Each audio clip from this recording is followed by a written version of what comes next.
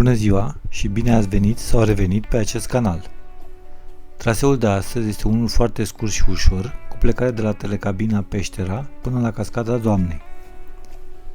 Venind dinspre București, la intrare în Sinaia, faceți stânga pe DN71 spre Târgoviște. După câțiva kilometri veți vedea pe partea dreaptă indicatoarele către Hotel Peștera.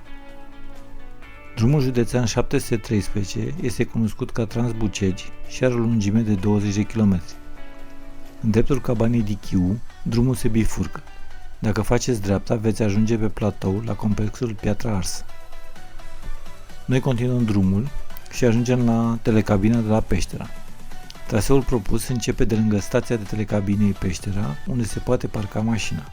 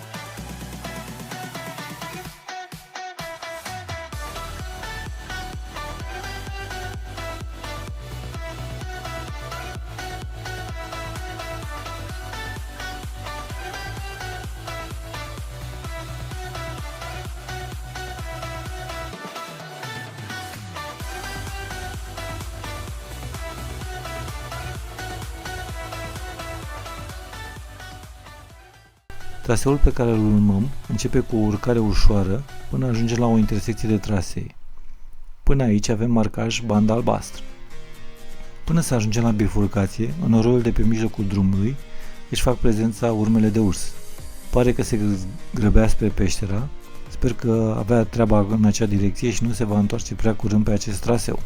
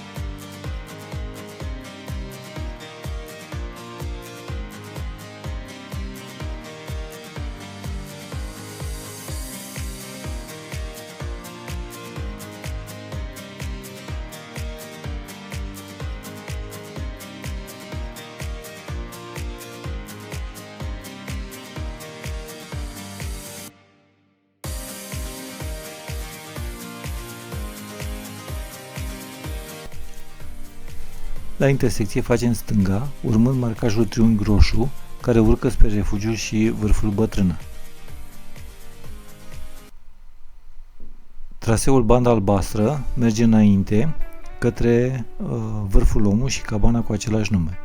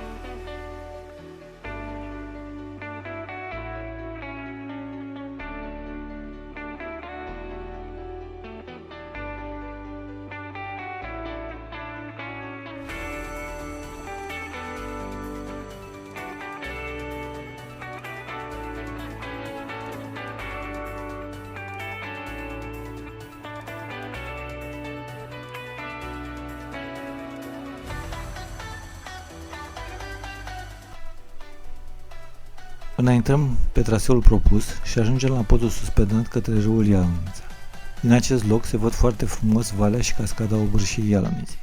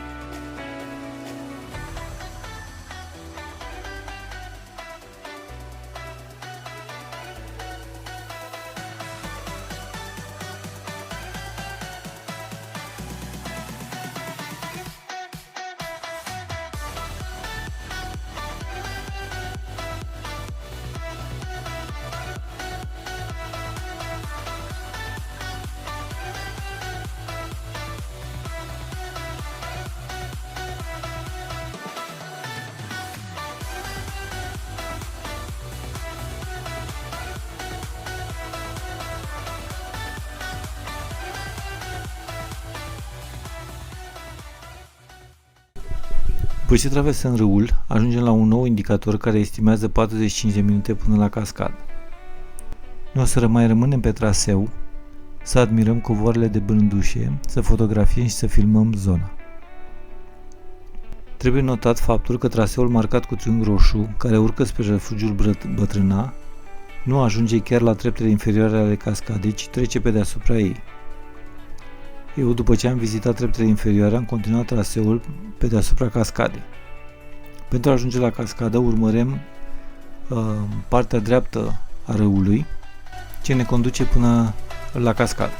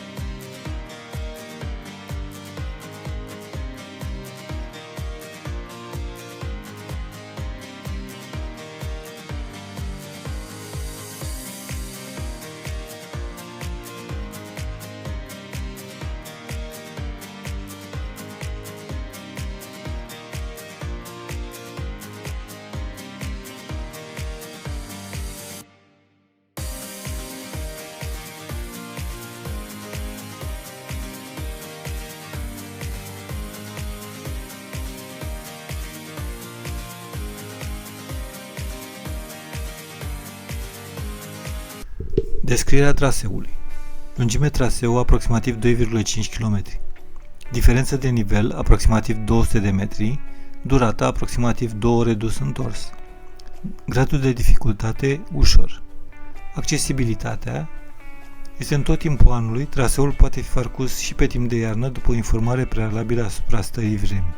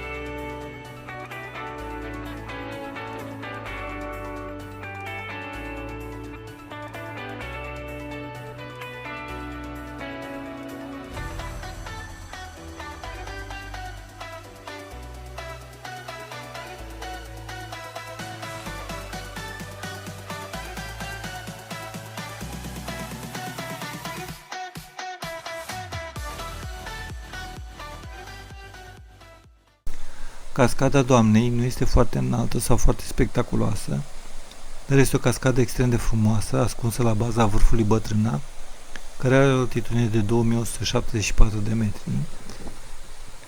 Cascada este aflată pe un versant plin de jnepeni.